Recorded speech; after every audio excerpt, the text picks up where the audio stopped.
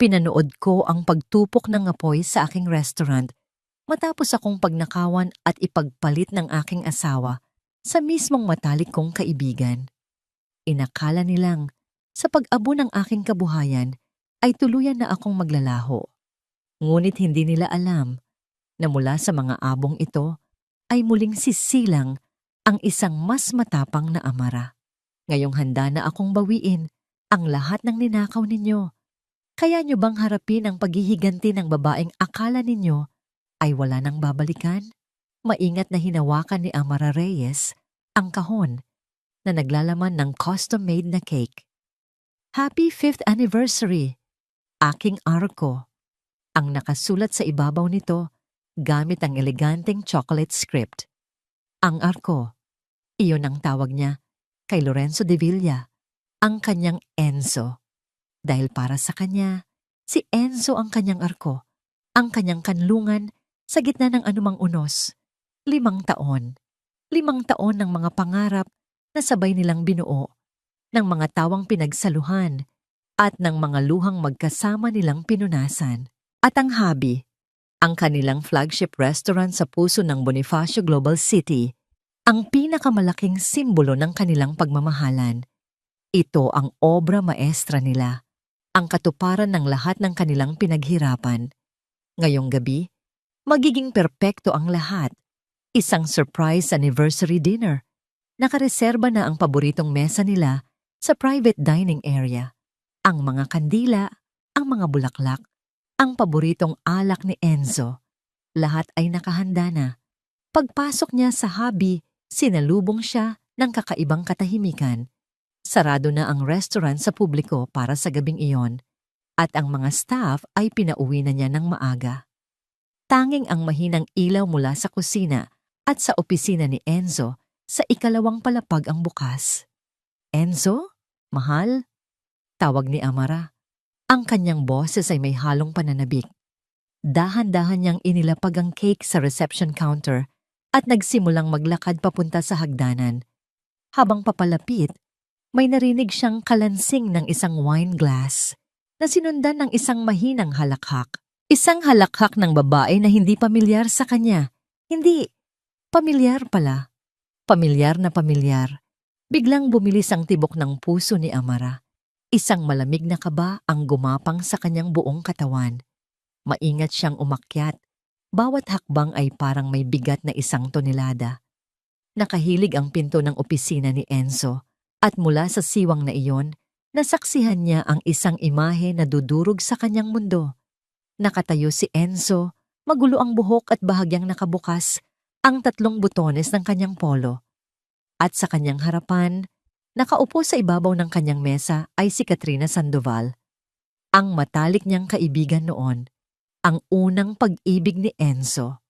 Nakapulupot ang mga braso nito sa leeg ng kanyang kasintahan at ang ngiti sa mga labi nito ay puno ng tagumpay.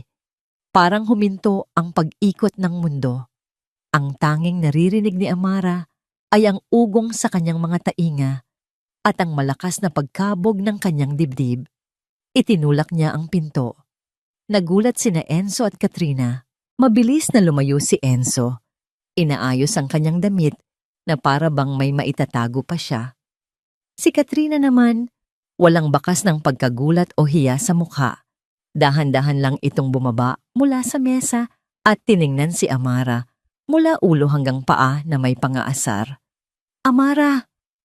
Basag ni Enzo sa katahimikan. Ang boses niya ay nanginginig. Hindi makapagsalita si Amara. Ang kanyang mga mata ay nagpapalipat-lipat mula kay Enzo patungo kay Katrina. Sinusubukang intindihin ang panlolokong nagaganap sa kanyang harapan. Anong ibig sabihin nito, Enzo? Sa wakas ay tanong niya. Ang boses ay basag at puno ng sakit. Isn't it obvious, Amara? Sabat ni Katrina na may matamis, ngunit nakakalasong ng ngiti. Nagkabalikan na kami. Ang dapat sa simula pa lang ay sa amin. Bawat salita ni Katrina ay parang patalim na tumatarok sa puso ni Amara. Tumingin siya kay Enzo, naghahanap ng kahit anong pagsisinungaling, kahit anong pagtanggi. Ngunit ang nakita niya sa mga mata nito ay pagkakasala. Totoo ba, Enzo? Pakiusap ni Amara. Sabihin mong hindi totoo. Yumuko si Enzo, hindi makatingin ng diretso sa kanya. Patawad, Amara. Pero si Trina ang mahal ko. Noon pa man. Tapos na. Isang pangungusap lang at gumuho ang lahat. Ang 5 taon, ang mga pangarap, ang arko na kanyang pinanghahawakan. Isang tawa ang kumawala sa mga labi ni Amara. Isang tawang walang saya, puno ng pait. 5 taon, Enzo. Ibinigay ko sa iyo ang 5 taon ng buhay ko. Ang hobby. Binuo natin to ng magkasama. Alam ko, mabilis na sagot ni Enzo. Tila desperadong ipakita na may halaga pa rin siya. Lumapit siya sa kanyang mesa, binuksan ang isang drawer at may kinuha mula roon. Isang checkbook. Mabilis siyang nagsulat dito.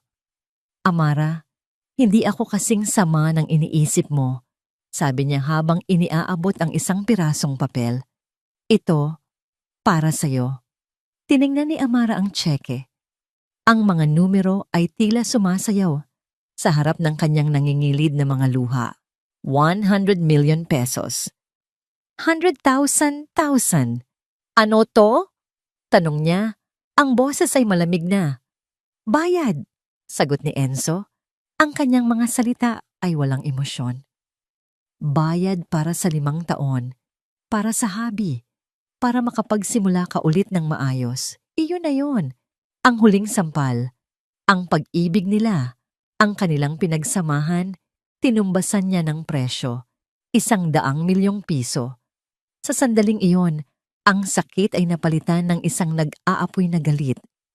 Ang mga luhang nagbabadyang tumulo ay biglang natuyo. Itinaas niya ang kanyang tingin, sinalubong ang mga mata ni Enzo at sa unang pagkakataon sa gabing iyon, ngumiti siya. Isang ngiting mapakla. Salamat, sabi niya. Ang boses ay matatag at puno ng yelo.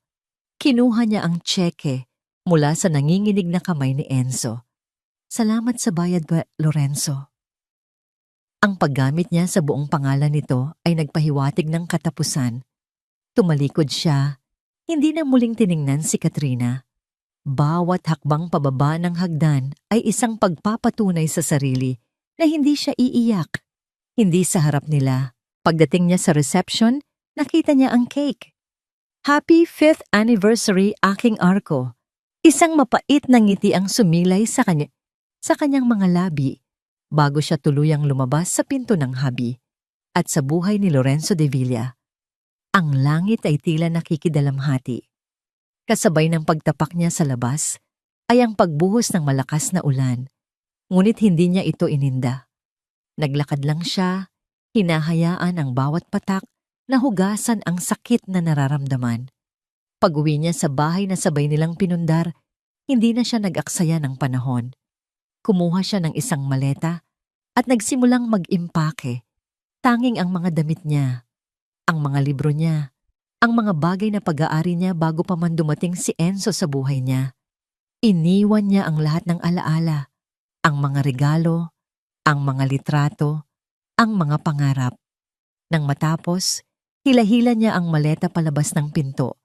Ngunit bago umalis, huminto siya sa gitna ng ulan at muling hinarap ang bahay.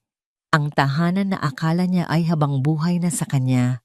Mula sa kanyang pitaka, kinuha niya ang isang kupas na litrato. Isang litrato nilang dalawa ni Enzo, masayang magkayakap sa mismong lugar na yon noong unang araw nilang lumipat. Tinitigan niya ito sa huling pagkakataon. Hinawakan niya ang litrato sa magkabilang dulo at sa isang mabilis na galaw, pinunit ito sa gitna. Binitawan niya ang 2 piraso, pinanood itong bumagsak at lamunin ng agos ng tubig ulan sa kalsada. Tapos na tayo, Enzo. Bulong niya sa hangin. Ang boses ay basag, ngunit desidido. Tapos na. At pagkatapos ay tumalikod na siya. Naglakad papalayo sa ilalim ng umiiyak na kalangitan. Dala ang isang maleta at isang tsekeng nagkakahalaga ng 100 milyon. Ang presyo ng kanyang kalayaan. 1 buwan. 30 araw, 720 oras. Ganoon kabilis binago ni Amara Reyes ang kanyang mundo. Ang sakit na dulot ng kataksilan ni Enzo ay hindi pa ganap na humihilom. May mga gabi pa ring binibisita siya ng mga alaala, mga multo ng nakaraang pilit kumakatok sa kanyang puso. Ngunit sa bawat pagsikat ng araw, pinipili niyang bumangon, pinipili niyang lumaban. Ang 100 milyong piso ay hindi niya ginalaw. Nakadeposito yun sa bangko, isang malamig at tahimik na paalala ng presyo ng kanyang paglaya. Ginamit niya ang sarili niyang ipon, ang perang pinaghirapan niya bago pa man naging sila ni Enzo, para muling buhayin ang habi. Ngayong umaga, tinipon niya ang lahat ng kanyang staff, ang mga taong piniling manatili sa tabi niya, ang mga naniwala sa kanya sa kabila ng lahat. Tumayo siya sa kanilang harapan. Hindi na ang Amara na puno ng pangarap para sa isang lalaki, kundi ang Amara na may pangarap para sa kanilang lahat. Magandang umaga sa lahat. Simula niya, ang kanyang boses ay kalmado, ngunit puno ng awtoridad. Alam kong marami ang nagbago sa nakalipas na buwan at gusto kong magpasalamat sa bawat isa sa inyo na nanatili. Ang Habi ay hindi lamang isang restaurant. Ito ang ating tahanan. At gaya ng isang tahanan, kailangan nating itong alagaan. Ipinakita niya sa kanila ang mga bagong plano. Isang panibagong menu na nagbibigay pugay sa mga pamanang lutuin ng Pilipinas na may modernong dating. Isang bagong interior design na mas maliwanag at mas masigla. Ang Habi ay nangangahulugang weave sa Ingles. Pagpapatuloy niya, ang kanyang mga mata ay nagniningning. At iyon mismo ang gagawin na natin. Muli nating hahabihin ang kwento ng lugar na ito. Hindi na ito kwento ng 2 tao lamang. Simula ngayon, ito ay magiging kwento nating lahat. Kwento ng ating pagsisikap, ng ating pangarap, at ng ating pamilya. Isang masigabong palakpakan ang sumalubong sa kanyang mga salita. Sa mga mata ng kanyang mga empleyado, nakita ni Amara ang respeto at pag-asa. At sa sandaling iyon, naramdaman niyang nasa tama siyang landas. Pagkatapos ng pagpupulong, bumalik siya sa kanyang maliit na opisina. Hindi na ang malaking opisina sa itaas na dati kay Enzo. Habang abala sa pag-review ng mga financial report, nag-vibrate ang kanyang telepono. Isang notifikasyon. Sa isang iglap ng kahinaan, binuksan niya ang kanyang social media app. At doon niya nakita isang larawan ni Enzo at Katrina magkayakap sa isang beach sa Palawan. Ang caption, "Finally, where I've always belonged." Opisyal na. Huminto sa paghinga si Amara. Isang pamilyar na kirot ang tumagos sa kanyang dibdib. Ngunit mabilis itong nawala, napalitan ng isang malamig na determinasyon. Hindi niya pinahintulutan ang sarili na mag-aksaya ng luha. Sa halip, marahan niyang pinindot ang screen, nag-scroll pababa na parang walang nakita, at ipinagpatuloy ang kanyang trabaho. Tapos na ang yugto ng pagluha. Panahon na para kumilos. Bigla, isang malakas na sigaw mula sa kusina ang bumasag sa katahimikan. Aray, napaso ako. Walang pag-aalinlangan, mabilis na tumayo si Amara at tumakbo papunta sa kusina. Nakita niya si Paulo, isa sa mga batang cook na namimilipit sa sakit habang hawak ang kanyang braso. Isang malaking paso ang namumula sa balat nito. Anong nangyari? Tanong ni Amara. Ang boses ay puno ng pag-aalala. Ma'am, natalsikan po ng kumukulong mantika. Sagot ng sous chef. Dalhin natin siya sa ospital. Ngayon na, utos ni Amara. Inalalayan niya si Paulo. Ako na ang magmamaneho. Ang pinakamalapit na paggamutan ay isang maliit na pribadong klinika, ilang kanto lang mula sa habi. Pagpasok nila, isang tahimik at malinis na lugar ang sumalubong sa kanila. Isang lalaking nakaputing coat ang agad na lumapit. Good afternoon. Anong maitutulong ko? Tanong ng doktor. Ang kanyang boses ay mahinahon at ang kanyang mga mata ay puno ng kabaitan. Dok, Napaso po ang staff ko. Mabilis na paliwanag ni Amara. Sige, dalhin niyo siya rito, sabi ng doktor. Iginagabay sila sa isang maliit na treatment room. Ako si Dr. Rafael Gomez. Rafa na lang. Maingat na ginamot ni Dr. Gomez ang paso ni Paulo. Bawat galaw niya ay tiyak at banayad. Habang ginagawa ito, kinakausap niya si Paulo para maibsan ang kaba nito. Taga saan ka, Paulo? Mukhang masarap ang niluluto ninyo doon sa hobby. At nagmamadali ka yata masyado. Napangiti si Paulo sa kabila ng sakit. Opo, Doc. Lalo na po ngayon. Bago ang lahat sa amin. Naramdaman ni Amara ang isang kakaibang kapanatagan habang pinapanood si Dr. Gomez. Mayroon sa presensya nito na nakakakalma. Nang matapos bendahan ang braso ni Paulo, bumaling ito sa kanya. Mabuti na lang at nadala niyo siya agad. Maiiwasan natin ang impeksyon. Sabi ni Rafa, mukhang mahal na mahal mo ang mga empleyado mo. Tumango si Amara. Pamilya ko po sila. Ngumiti si Rafa. Isang ngiting tila umabot hanggang sa kanyang mga mata. Nakakatuwang marinig yan. Bihira na ang mga boss na ganyan. Tiningnan niya si Amara at sa isang sandali, tila may nakita siyang higit pa sa isang may-ari ng restaurant. Tila nakita niya ang pagod sa likod ng determinasyon sa mga mata nito. Matapos mabayaran ang lahat at makuha ang reseta, inalalayan na ni Amara si Paulo palabas. Ngunit bago sila tuluyang makaalis, tinawag siya ni Rafa. Miss Reyes, sabi niya. Lumingon si Amara. May kinuha si Rafa mula sa kanyang bulsa. Isang maliit na puting card. Inabot niya ito kay Amara. Kung kailangan mo ng kausap, sabi niya, ang boses ay mahina at sinsero. O ng doktor, tawagan mo lang ako. Nagtagpo ang kanilang mga mata. Sa mga mata ni Rafa, walang paghuhusga, walang awa. Ang naroon lang ay isang malinis at dalisay na pag-unawa. Kinuha ni Amara ang business card. Ang pangalan ay nakasulat sa simpleng itim na tinta, Dr. Rafael Rafa Gomez. Sa isang iglap, naramdaman niya ang isang kislap ng init sa gitna ng malamig na pader na kanyang itinayo sa paligid ng kanyang puso. Ang alak sa kopita ni Lorenzo de Villa ay isang mamahaling French Bordeaux. Ngunit para sa kanya, ang lasa nito ay kasintabang ng tubig. Nasa harapan niya si Katrina Sandoval, ang babaeng ipinagpalit niya sa lahat. Nakangiti ito, kumikinang ang mga mata sa ilaw ng kandila at kinukwento ang mga plano nito para sa kanilang hinaharap. Ini-imagine ko, Enzo, sabi ni Katrina, habang dahan-dahang hinihimas ang kamay niya sa ibabaw ng mesa. Isang maliit na art gallery sa BGC, Sandoval and De Villa Arts.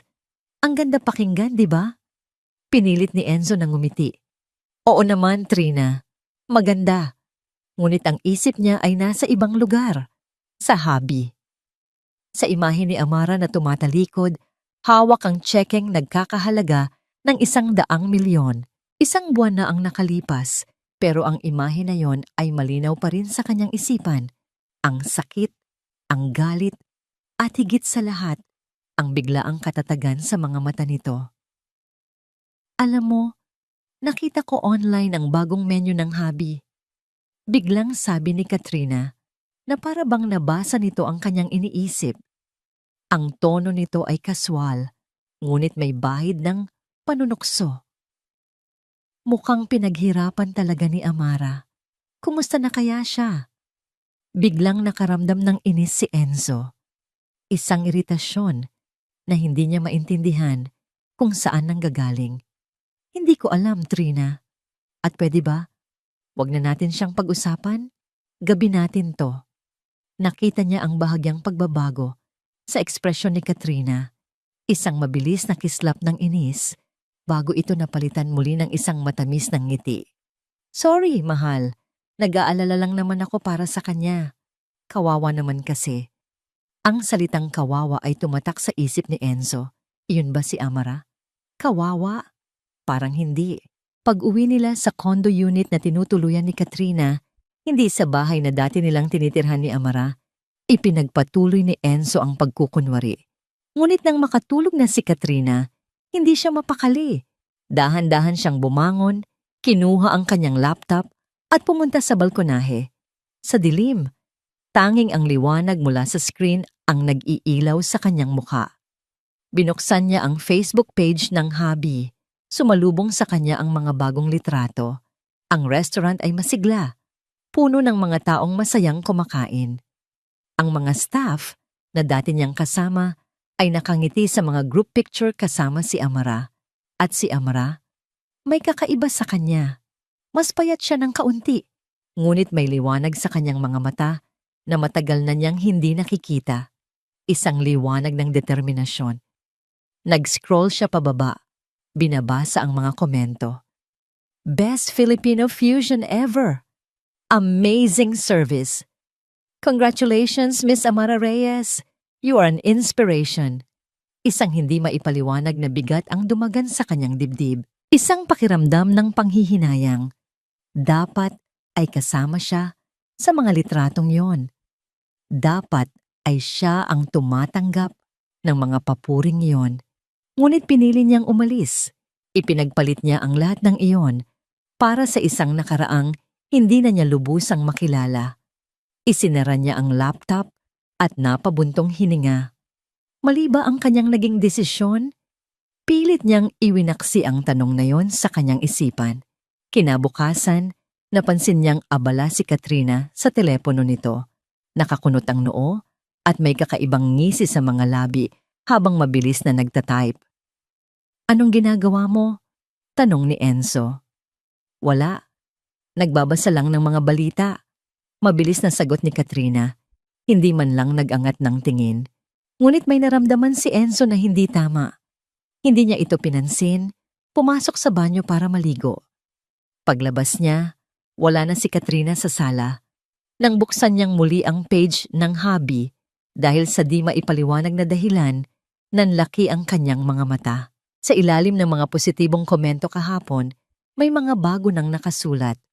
Mula sa isang account na nagngangalang Michelle David. Worst experience, may nakita akong ipis malapit sa kusina nila. Kadiri. Mula sa isang Angelo Cruz. Overpriced at ang tagal ng service, ang sinerve sa aming kare-kare. Malamig pa. Never again. Sunod-sunod. Puro mga bagong gawang account. Lahat ay nagpo-post ng mga negatibong review na halos magkakasunod ang oras. Ang rating ng hubby na dating perfect 5 stars ay biglang bumagsak sa 3.5. Alam niya, sa kaibuturan ng kanyang puso, alam niyang may kinalaman dito si Katrina. Hapon na nang makita niya ang epekto, nagpost ang ilang food bloggers tungkol sa biglaang pagbaba ng kalidad ng hubby. Kumalat ang mga peking review. Naramdaman ni Enzo ang pag-aalala. Ito na ba ang simula ng pagbagsak ng restaurant na minsan niyang itinuring na buhay niya? At habang iniisip niya iyon, isang notifikasyon ang lumabas sa kanyang telepono. Amara Reyes is live now. Isang mensahe mula sa puso ng hubby. Mabilis niyang pinindot ito. Lumabas sa screen ang mukha ni Amara. Nakatayo siya sa gitna ng kusina ng hubby, napapaligiran ng kanyang mga chef. Kalmado ang kanyang mukha, walang bahid ng galit o pagkatakot. Magandang hapon po sa lahat. Simula niya, ang boses ay matatag. Nakita po namin ang ilang mga komento online tungkol sa inyong mga naging karanasan sa aming restaurant. Nais po naming siguruhin sa inyo na bawat puna ay aming sineseryoso. Nagpatuloy siya. Ipinapaliwanag ang kanilang mataas na pamantayan sa kalinisan at kalidad. Ngunit hindi siya tumigil doon. Subalit, mas naniniwala po kami sa gawa kaysa sa salita. Sabi ni Amara, at isang maliit na ngiti ang sumilay sa kanyang mga labi. Kaya naman, bilang pasasalamat sa inyong patuloy na suporta at para patunayan sa inyo ang aming dedikasyon, inaanyayahan ko po kayong lahat sa aming Taste of Trust weekend. Mula Biyernes hanggang Linggo, lahat ng aming main courses ay 50% off. Halina po kayo at tikman ninyo mismo ang katotohanan. Isang henyo Ginawa niyang pagkakataon ang krisis. Habang pinapanood ni Enzo ang live video na puno ng paghanga sa katatagan ni Amara, pumasok si Katrina sa silid. Nakikita nito ang pinapanood niya. Anong ginagawa niya? Nanginginig na tanong ni Katrina. Ang mukha ay hindi maipinta. Hindi sumagot si Enzo. Itinuon niya ang kanyang pansin sa screen kung saan libo-libo na ang views at daan-daang komento ng suporta ang bumubuhos para kay Amara. Nang matapos ang video, tiningnan ni Enzo si Katrina. Ang matamis na ngiti nito ay wala na. Ang nakikita niya ngayon ay isang mukha na puno ng purong galit at inggit. Ang plano nito ay hindi lang pumalpak. Ito pa ang naging dahilan para mas lalong sumikat si Amara. At sa sandaling iyon, isang malamig na takot ang gumapang sa puso ni Enzo. Ang babaeng nasa harapan niya ay hindi na ang Trinang minahal niya noon. Isa na itong anino na kayang gawin ang lahat para lang makuha ang gusto nito. Ang Taste of Trust Weekend ay isang dambuhalang tagumpay. Dinagsa ng mga tao ang habi. Hindi lang dahil sa diskwento, kundi dahil sa kagustuhang suportahan si Amara. Mula sa isang krisis na gawa-gawa, isinilang ang isang komunidad. Ang kanyang kwento ng katatagan ay naging inspirasyon at ang habi ay naging simbolo ng muling pagbangon. At sa gitna ng tagumpay na yon, may isang mukha na naging pamilyar. Si Dr. Rafael Gomez. Dumating siya noong unang araw ng promo at bumalik kinabukasan. At sa susunod pa, hindi nagtagal, naging isa siya sa mga pinaka-regular na customer ng habi. May mga gabing kapag paubos na ang mga customer at naghahanda na ang staff para sa pagsasara, mananatili si Rafa sa kanyang paboritong mesa sa sulok. Mag-o-order ng kape at hihintayin si Amara na matapos sa kanyang mga gawain. Hindi ka pa ba napapagod sa pagkain dito, Doc? Biro ni Amara isang gabi habang naupo sa tapat niyang silya, dala ang sarili niyang tasa ng tsa. Ngumiti si Rafa. Ang totoo, hindi lang pagkain ang binabalik-balikan ko dito. Tumingin ito sa paligid, sa mga empleyadong masayang nagliligpit. Ang lugar na to, may buhay, may puso, at ikaw ang puso nito. Sa mga simpleng salitang yon, nakaramdam si Amara ng init. Isang init na matagal nang hindi nararamdaman ng kanyang puso. Sa mga sumunod na gabi, ang kanilang mga simpleng kamustahan ay naging mas malalim na usapan. Naging kanlungan niya ang mga gabing iyon, isang payapang sandali pagkatapos ng maghapong puno ng stress. Sa kanya nakita ni Amara ang isang taong nakikinig ng walang paghuhusga. Isang gabi, habang pinag-uusapan nila ang mga pangarap, hindi napigilan ni Amara na maging sarkastiko. Pangarap? Naniwala ako dyan dati. Pero natutunan ko na masakit pala kapag ang pangarap mo ay nakasabit sa ibang tao. Tinitigan siya ni Rafa. May lungkot sa mga mata nito na tila sumasalamin sa sarili niyang sakit. Alam ko ang pakiramdam na yan, mahinang sabi nito. Paano? Tanong ni Amara.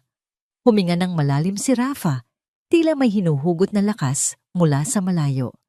Mayroon din akong hobby noon, simula niya. Pero hindi isang restaurant, isang maliit na klinika sa probinsya.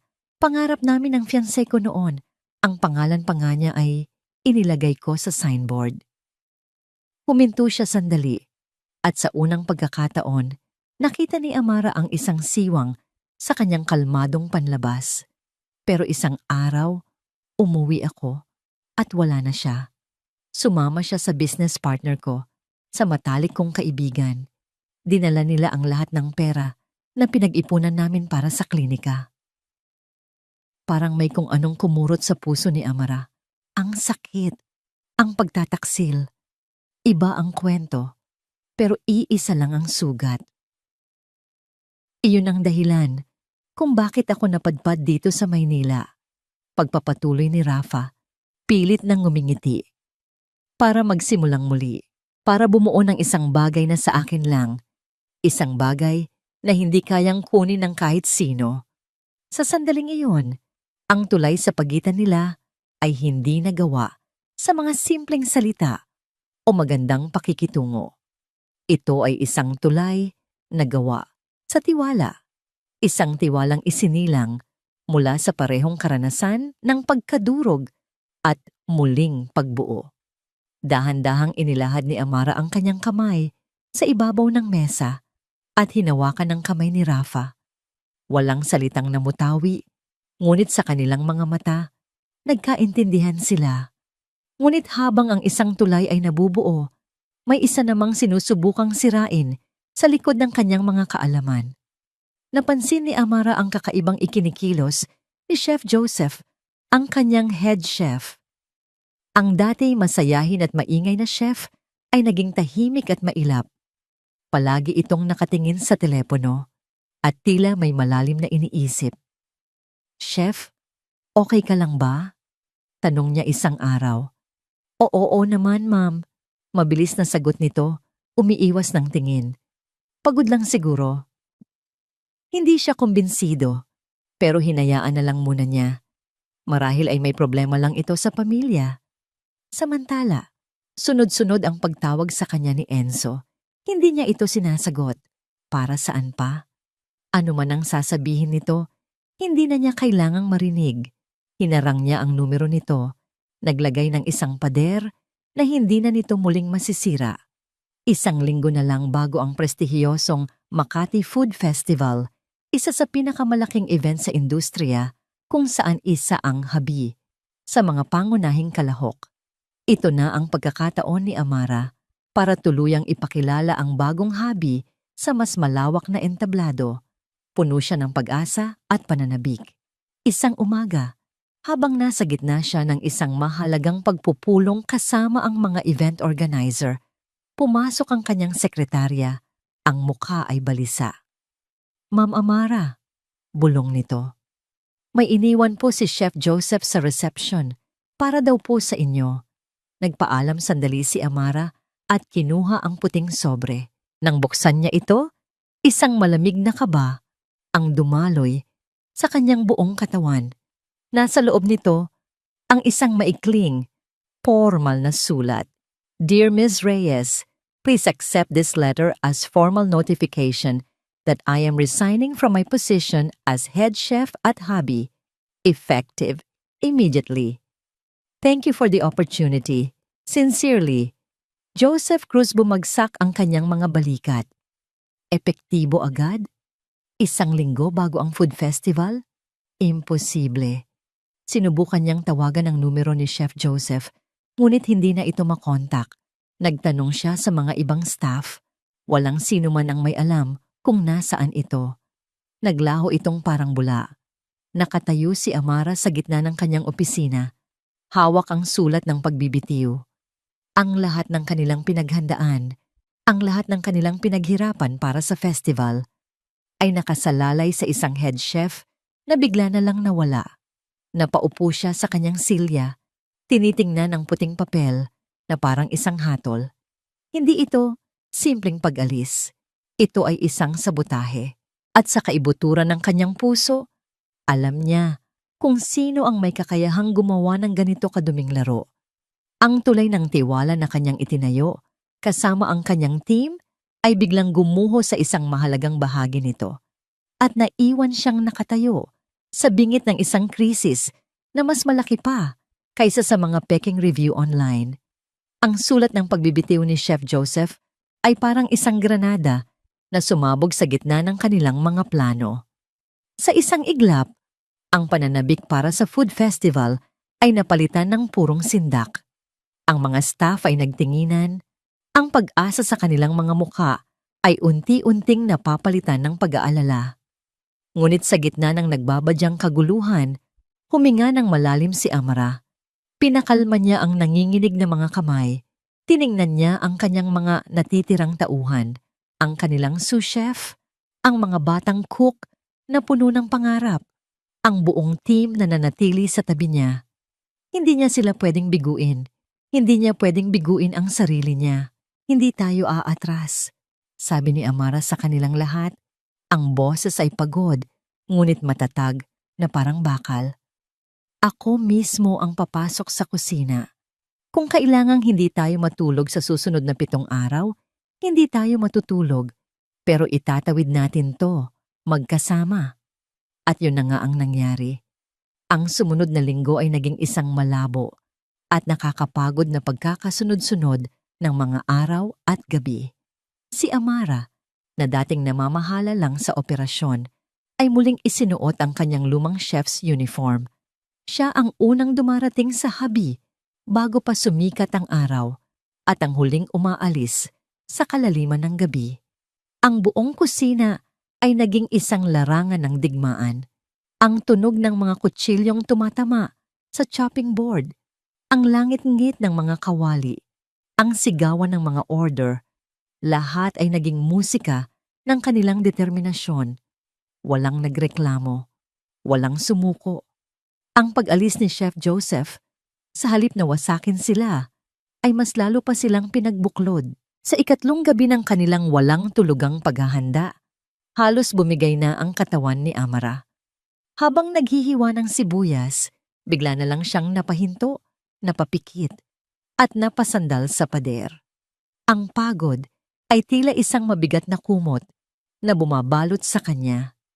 "Break muna, ma'am," sabi ng kanyang sous chef. "Kami na po muna rito." Tumangulang siya at lumabas para magpahangin. Sa labas ng restaurant, sa katahimikan ng gabi, doon niya naramdaman ang bigat ng lahat.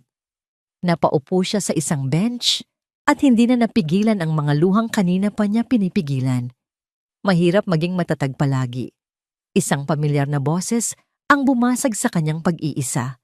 Pag-angat niya ng kanyang mukha, nakita niya si Rafa, may dalang 2 paper cup ng kape at isang paper bag na amoy bagong lutong pandesal. Hindi niya alam kung paano nalaman ni Rafa na kailangan niya ng kasama sa mga sandaling iyon. Pero nagpapasalamat siya. Inabot nito ang isang tasa sa kanya. "Salamat," sabi ni Amara. Ang boses ay paos. Naupo si Rafa sa tabi niya. Hindi nagsasalita. Hinahayaan lang siyang ilabas ang lahat. Walang tanong. Walang payo. Tanging isang tahimik na presensya na nagsasabing, "Nandito lang ako." At iyon lang ang kailangan ni Amara. Sa gitna ng unos, si Rafa ang kanyang naging kalmadong daungan. Sa isang marangyang kondo sa kabilang panig ng syudad, hindi rin mapakali si Enzo. Ang balita tungkol sa biglaang pag-alis ng head chef ng habi ay mabilis na kumalat sa kanilang maliliit na bilog. At alam niya, sigurado siya, hinarap niya si Katrina na abala sa pagpipinta sa isang canvas. "May kinalaman ka ba sa pag-alis ni Chef Joseph?" Diretsahang tanong niya. Huminto sa pagpipinta si Katrina at tumingin sa kanya. Ang mga mata ay nagpapanggap na nasasaktan. "Ano? Pinagbibintangan mo ba ako, Enzo? Bakit ko naman gagawin yon? Dahil alam kong galit ka pa rin. Dahil hindi mo matanggap na nagtatagumpay si Amara nang wala ako. Nang wala tayo." Sigaw ni Enzo. Ang pagtitimpi ay tuluyan ng nawala. Tumayo si Katrina, lumapit sa kanya, at hinaplos ang kanyang pisngi. "Mahal, bakit mo ba iniisip yan? Hindi ba't dapat masaya tayo? Tayo na ang magkasama. Hayaan mo na si Amara. Problema na niya yan." Ang bawat salita ay malambing, ngunit para kay Enzo, ang mga ito ay tunog ng isang ahas. Pilit niyang iwinaksi ang kamay nito. "Hindi, Trina. Mali ito. Ang habi ay, bahagi pa rin yon ng buhay ko." Isang malamig na ekspresyon ang dumaan sa mukha ni Katrina. "Talaga? O baka naman si Amara ang hindi mo pa rin makalimutan?" Natigilan si Enzo. Hindi siya makasagot. Tumalikod si Katrina. Ang boses ay puno ng pait. "Kung ganyan ka pa rin mag-isip, baka dapat pag-isipan natin kung para saan pa itong lahat." Ang banta ay malinaw, ngunit sa halip na matakot, mas lalong lumakas ang kutob ni Enzo. Kailangan niyang balaan si Amara. Kailangan niyang gumawa ng tama. Kahit isang beses lang, kinuha niya ang kanyang telepono at idinayal ang numero ni Amara, ang numerong kabisado niya pa rin. Ngunit pagkatapos ng isang ring, Isang malamig na boses mula sa automated system ang sumagot. The number you have dialed is currently busy. Sinubukan niya ulit at ulit. Pareho pa rin. Hanggang sa napagtanto niya, hindi busy ang linya. Na-block na siya.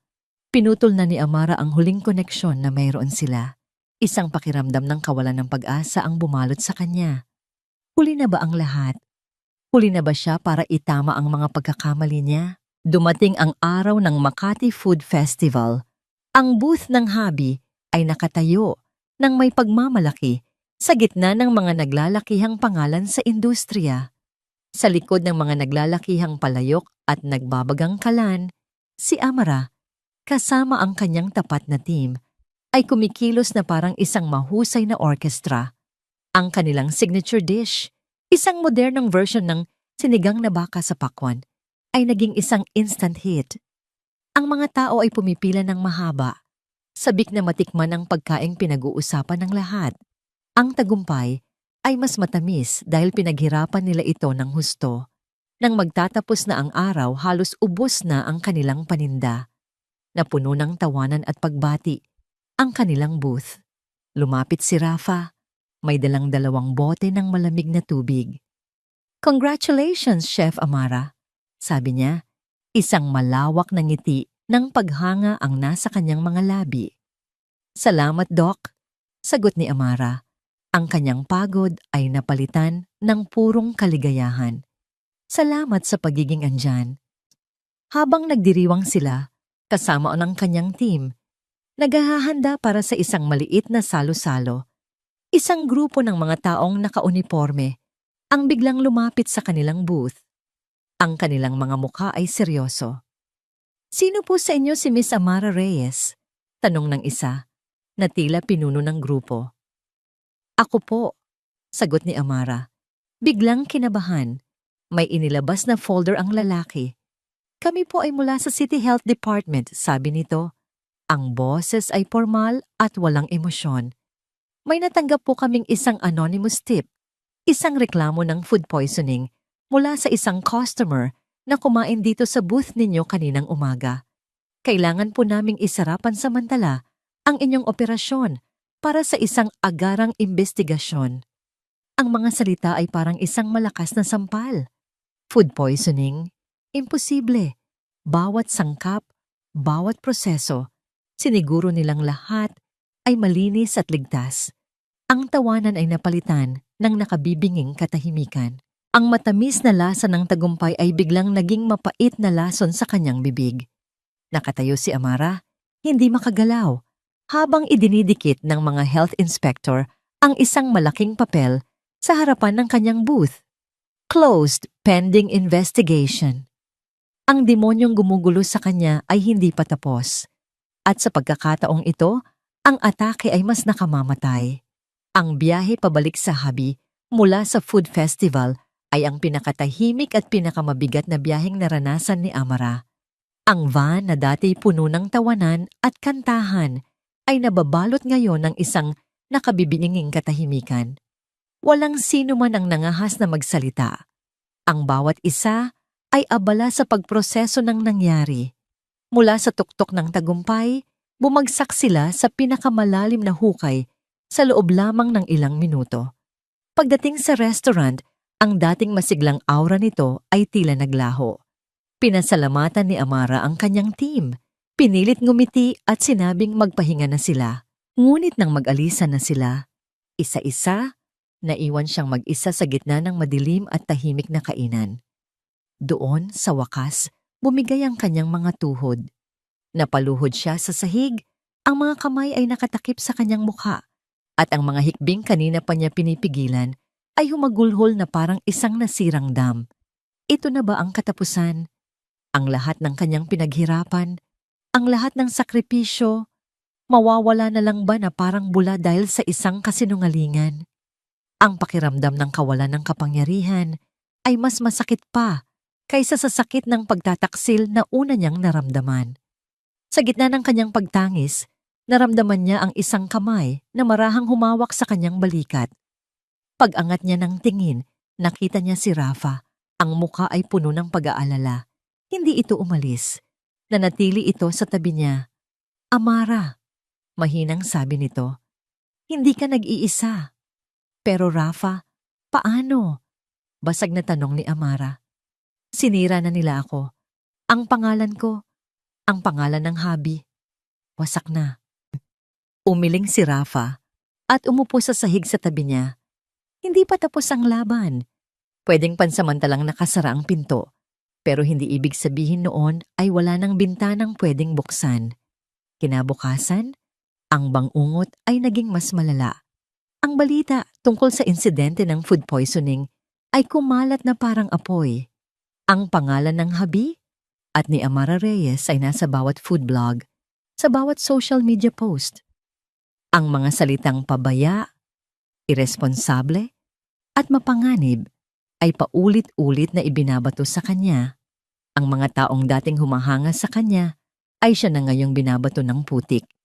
Nakatanggap siya ng isang opisyal na sulat mula sa City Health Department. Pansamantalang sinuspinde ang kanyang business permit.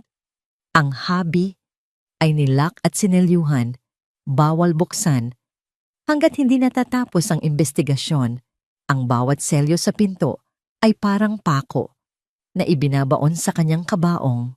Nagkulong si Amara sa kanyang maliit na apartment. Ayaw niyang makita ang sinuman. Ayaw niyang sagutin ang mga tawag. Ang tanging kasama niya ay ang kadiliman at ang paulit-ulit na tanong sa kanyang isip. Bakit? Sa ikatlong araw ng kanyang pag-iisa, isang katok sa pinto ang bumasag sa katahimikan. Hindi niya ito pinansin. Ngunit ang katok ay naging mas malakas at mapilit. Sa wakas, padabog siyang tumayo para buksan ito at paalisin kung sino man iyon. Ngunit sa kanyang pagkabigla, si Rafa ang nasa labas. May dalang mga paper bag na puno ng pagkain at isang malaking folder. Hindi ka pwedeng magkulong dito at maghintay na lang na gumuho ang mundo mo. Seryosong sabi nito. Pumasok ito sa loob kahit hindi niya pinapapasok. Tumayo ka dyan, Amara. Lalaban tayo. Anong laban, Rafa? Wala na. Talo na ako. Sagot ni Amara. Ang boses ay walang buhay. Hindi pa. Giit ni Rafa. Ibinaba nito ang mga dala sa mesa at inilabas ang mga laman ng folder. Tingnan mo to. Ipinakita nito sa kanya ang isang kopya ng medical report ng nagrereklamong biktima ng food poisoning. Bilang isang doktor, nakakuha si Rafa ng access dito sa pamamagitan ng kanyang mga koneksyon. Basahin mo, sabi ni Rafa. Ano ang napapansin mo? Tiningnan ni Amara ang mga papel, ngunit ang kanyang isip ay masyadong magulo para intindihin ang mga medical term. Tingnan mo ang oras ng sinasabing pagkain niya sa booth ninyo. 8 a.m. daw. At ang oras ng pagpapa-admit niya sa ospital, 9 p.m., 13 oras. Amara, ang sintomas ng common food poisoning mula sa bakterya ay karaniwang lumalabas sa loob ng 2 hanggang 6 na oras. Masyadong matagal ang 13 oras. Paliwanag ni Rafa, ang kanyang mga mata ay matalas. At ito pa, dagdag niya, itinuturo ang isa pang bahagi ng report. Ang resulta ng kanyang blood test ay nagpapakita ng mataas na level ng laxatives. Hindi bakterya, laxatives. Isang bagay na sadyang ininom para magdulot ng sintomas na katulad ng sa food poisoning. Dahan-dahang nag-angat ng tingin si Amara. Ang ulap sa kanyang isipan ay unti-unting nawawala. Napapalitan ng isang nakakagimbal na realisasyon. Ibig sabihin, setup ito. Mula't umpisa, planado ang lahat. Pagtatapos ni Rafa, isang bagong uri ng enerhiya ang dumaloy sa mga ugat ni Amara. Hindi na ito ang pagod na dulot ng kawalan ng pag-asa. Ito ay ang nag-aalab na apoy ng galit. Niloko siya. Sinabotahe at hindi siya papayag na sila ang manalo. Kailangan nating malaman kung sino ang taong to, sabi ni Amara. Ang boses ay mayroon ng muling determinasyon. Kailangan nating hanapin ang nagreklamo. Naunahan na kita, sabi ni Rafa, at may kinuha siyang isa pang papel mula sa folder. Isang printout ng isang social media profile. Ang pangalan sa profile ay Cynthia Salcedo. Isang babaeng nasa mid-30s. Tinitigan ni Amara ang larawan nito. Mayroong pamilyar sa mukha, ngunit hindi niya ito matukoy. Nag-scroll pababa si Rafa sa listahan ng mga kaibigan nito. At doon, sa gitna ng daan-daang pangalan, isang pangalan ang tila tumalon mula sa screen at sumampal sa kanya. Katrina Sandoval. Hindi lang sila magkaibigan sa social media. May mga lumang larawan. Mga larawan nila ni Cynthia na magkasama sa isang probinsya noong mga panahong hindi pa bumabalik si Katrina sa buhay nila. Si Cynthia. Bulong ni Amara habang ang isang malayong alaala ay biglang luminaw. Pinsan siya ni Katrina mula sa Batangas. Ang huling piraso ng puzzle ay nalaglag na sa lugar. Ang lahat ng ito, ang mga peking review, ang pag-alis ni Chef Joseph, at ngayon, ang peking food poisoning. Lahat ay konektado. Lahat ay nagmula sa iisang makamandag na ahas. Tumayo si Amara. Ang kanyang mga kamao ay nakakuyom. Ang apoy sa kanyang mga mata ay mas maliwanag at mas mapanganib kaysa dati. Hindi na ako iiyak, sabi niya. Ang boses ay malamig at matalas na parang isang patalim. Panahon na para sila naman ang matakot. Ang pagkatuklas sa koneksyon ni Cynthia Salcedo kay Katrina ay parang isang sulo na nagbigay liwanag sa madilim na landas na tinatahak ni Amara. Sa tulong ni Rafa, kumuha sila ng isang mahusay na abogado, isang matapang na babaeng nagngangalang Attorney Lorna Guevara, na kilala sa paghawak ng mga kasong tila imposible. Sa opisina ng abogada, inilatag nilang lahat ang mga ebidensya. Ang kahina-hinalang medical report, ang mga screenshot ng social media profile ni Cynthia, at ang testimonya ng ilang staff tungkol sa mga naunang insidente. Malakas ang kaso natin para patunayang may sabotahe, sabi ni Attorney Guevara. Ang kanyang boses ay puno ng kumpiyansa. Pero para tuluyang mabaliktad ang sitwasyon at maklear ang pangalan mo, kailangan natin ng mas matibay na ebidensya laban kay Katrina. At para naman sa mga legal fees at posibleng danyo sa iyong negosyo habang nakasara ito, kailangan natin ng malaking pondo. Pondo. Ang salitang yun ay umalingaw-ngaw sa isip ni Amara. Ang lahat ng kanyang ipon ay naibuhos na niya sa muling pagbangon ng hobby. Ang tanging natitira sa kanya ay ang 100 milyong pi. Ang pera ni Enzo, ang pera ng kataksilan. Sa buong panahong iyon, hindi niya ito ginalaw. Para sa kanya, iyon ay maruming pera, isang simbolo ng kanyang kabiguan. Ngunit ngayon, wala siyang pagpipilian. Ito na lang ang natitirang sandata niya para ipaglaban ang sarili. Pag-uwi ni Amara sa kanyang apartment, ang pakiramdam niya ay mabigat. Kailangan niyang harapin ang nakaraan para maisalba ang kanyang kinabukasan. Mula sa ilalim ng kanyang kama, kinuha niya ang isang lumang metal box. Ang kahon na yon ay naglalaman ng lahat ng mahahalagang dokumento at alaala nila ni Enzo, mga bagay na hindi niya nagawang itapon, ngunit hindi rin kayang tingnan. Binuksan niya ito. Ang amoy ng lumang papel at natuyong pabango ay sumalubong sa kanya. Nasa ibabaw ang mga lumang love letter, mga tiket ng sine, mga resibo mula sa kanilang mga unang date. Mabilis niyang isinantabi ang mga yon. Ang puso ay bahagyang kumikirot. Sa ilalim ng mga alaala, naroon ang mga folder ng mga dokumento, titulo ng sasakyan, mga insurance policy, at isang folder na may label na Dream Fund. Dahan-dahan niya itong binuksan. Ito ang kanilang sikretong investment account, isang mutual fund na sabay nilang sinimulan para sa kanilang mga pangarap sa hinaharap. Isang bahay sa probinsya, pag-aaral ng magiging anak nila, isang maagang pagre-retiro. Pareho silang naguhulog dito buwan-buwan. Pagkatapos ng kanilang paghihiwalay, Inakala niyang isinara na ito ni Enzo at hinati ang pera. Iyon ang sinabi nito sa kanya.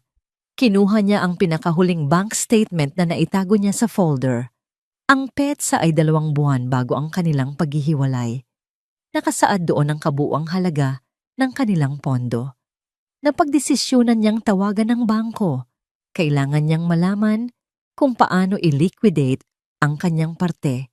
Kung meron pa mang natira, ibinigay niya ang account number at ang kanyang mga personal na detalye sa bank representative sa kabilang linya. Yes, Ma'am Reyes. I can see the account here. It was closed last month, sabi ng babae. Opo, alam ko po, sagot ni Amara. Gusto ko lang po sanang humingi ng kopya ng huling statement at ng transaction history bago ito isinara, para lang po sa records ko. Certainly, ma'am. I'm sending it to your registered email address right now. Ilang sandali lang, tumunog ang kanyang laptop. Isang bagong email. Binuksan niya ito at i-download ang kalakip na PDF file. Habang naglo-load ang dokumento, bumalik ang lahat ng sakit. Ang bawat sentimo sa pondong yon ay may katumbas na pangarap na ngayon ay abo na lang. Nang sa wakas ay bumukas ang file, sinimulan niyang basahin ang transaction history. Tiningnan niya ang petsa ng pagsasara ng account. Naroon ito, malinaw na malinaw. At sa ilalim nito, ang huling transaksyon, isang withdrawal. Ang kanyang mga mata ay nanatili sa numerong nakasulat. Ang kanyang paghinga ay biglang huminto. Ang tibok ng kanyang puso ay tila tumigil sa pag-ikot. Withdrawal amount, from 100,000 na thousand ang eksaktong halaga. Ngunit hindi iyon ang nagpadurog sa kanyang mundo. Ito ay ang 2 iba pang detalye sa parehong linya. Date of transaction, October 26, ang araw ng kanilang anibersaryo. Ang araw na nahuli niya, sina Enzo at Katrina. Ang araw na ibinigay sa kanya ni Enzo ang tseke. Authorized by Lorenzo de Villa. Paulit-ulit niyang binasa ang mga salita. Umaasang nagkamali lang siya ng tingin. Ngunit hindi. Ang katotohanan ay nakasulat sa itim at puti. Malinaw pa sa sikat ng araw. Ang 100 milyong pisong ibinigay sa kanya ni Enzo. Hindi iyon pera ni Enzo. Iyon ay pera nila. Iyon ay pera niya. Ginamit ni Enzo ang kanilang dream fund, ang pondo para sa kanilang kinabukasan, para sa kanilang mga pangarap, para bayaran siya at palayasin sa buhay nito. Ang kabayaran na ibinigay nito ay hindi isang gawa ng pagsisisi. Ito ay isang gawa ng pinakamataas na antas ng panloloko, isang pagnanakaw. Ang pakiramdam ay hindi lang sakit. Ito ay isang uri ng pagkasuklam na gumapang sa bawat himayme ng kanyang pagkatao. Ang pagtataksil na una niyang naramdaman ay isang maliit na sugat lamang kumpara sa malalim at nakamamatay na saksak na ito. Ang lalaking minahal niya, ang lalaking pinagkatiwalaan niya ng kanyang buhay, ay hindi lang sinira ang kanilang nakaraan. Ninakaw din nito ang kanilang pinapangarap na kinabukasan para ipambayad sa sarili nitong kasalanan. Ang mga alaala sa metal box ay wala ng halaga. Ang mga dokumento ay naging abo sa kanyang mga kamay. Ang natira na lang ay ang resibo ng kataksilan. Nanginginig niyang kinuha ang kanyang telepono. Hindi na importante ang pag-block. Hinanap niya ang pangalan ni Enzo sa kanyang mga contact. I-denial niya ito. Sa pagkakataong ito, nag-ring. Nang sagutin nito sa kabilang linya, Amara, tumawag ka. Hindi na niya ito pinatapos. Isang malamig at walang emosyong boses ang lumabas mula sa kanyang lalamunan. Isang boses na hindi niya alam na kaya niyang gawin. Enzo, kailangan nating mag-usap, sabi niya. Bawat salita ay may bigat na parang yelo. Tungkol sa 100 milyon na pera ko. Tungkol sa 100 milyon na pera ko. Ang mga salitang iyon ay tumama kay Enzo na parang isang truck. Ang telepono ay halos malaglag mula sa kanyang nanginginig na kamay. Sa isang iglap, ang lahat ng kasinungalingan, ang lahat ng pagkukunwari ay gumuho. Alam na niya. Saan? Saan tayo mag-uusap? Hirap niyang tanong. Ang lalamunan ay tuyong-tuyo. Bukas, 10 a.m. Sa opisina ni Attorney Lorna Guevara sa Makati. Sagot ni Amara. Ang boses ay walang anumang emosyon na mas lalong nakakatakot. Dalhin mo ang abogado mo kung gusto mo. Pagkatapos nito, hindi mo na ako muling makakausap. Pagkatapos ay ibinaba na nito ang telepono. Hindi nakatulog si Enzo ng gabing iyon. Ang bawat anino sa silid ay tila nagiging isang hukom na humahatol sa kanya. Ang bawat pag-ikot niya sa kama ay nagpapaalala sa kanya ng bigat ng kanyang kasalanan. Sa tabi niya, mahimbing na natutulog si Katrina, walang kamalay-malay sa bombang malapit nang sumabog. At sa pagtingin niya rito, wala na siyang naramdamang pagmamahal o pagnanasa. Ang tanging nakita niya ay ang kanyang pinakamalaking pagkakamali. Kinabukasan dumating siyang mag-isa sa opisina ng batas. Ang lugar ay moderno at malamig. Sumasalamin sa kung ano ang naghihintay sa kanya. Naroon na si Amara. Nakaupo ng tuwid sa tapat ng isang matapang na abogada. Ang Amara sa harapan niya ngayon ay hindi na ang babaeng umiiyak na iniwan niya sa gitna ng ulan. Ang babaeng ito ay matalas, mapanganib, at ang mga mata ay nag-aapoy sa isang malamig na galit. Umupo ka, Mr. De Villa, sabi ni Attorney Guevara. Ang boses ay formal. Naupo si Enzo. Ang pakiramdam ay para siyang isang kriminal na nasa gitna ng interogasyon. Hindi na tayo magpapaligoy-ligoy pa. Simula ni Amara.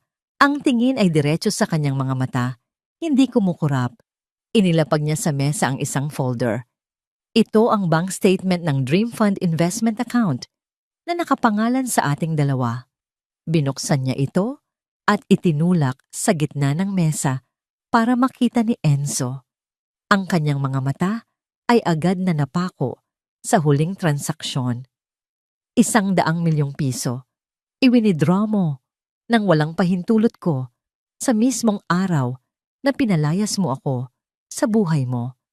At pagkatapos ay ibinigay mo sa akin na para bang sarili mong pera. Sabi ni Amara, bawat salita ay parang isang matulis na bubog. Hindi lang yon pagtataksil, Enzo. Ang tawag dyan sa batas, qualified theft, estafa. At may kulong na katapat yan. Ang bawat salitang theft at kulong ay tumama kay Enzo na parang mga suntok sa sikmura. Ang hangin ay tila naubos sa kanyang mga baga. Amara, patawarin mo ako. Iyon lang ang salitang lumabas sa kanyang bibig. Ang boses ay basag at desperado. Hindi ko sinasadya. Naguluhan lang ako. Isang tawa, isang mapakla at walang kagalakang tawa ang kumawala sa mga labi ni Amara. Naguluhan? Enzo, plinano mo ito.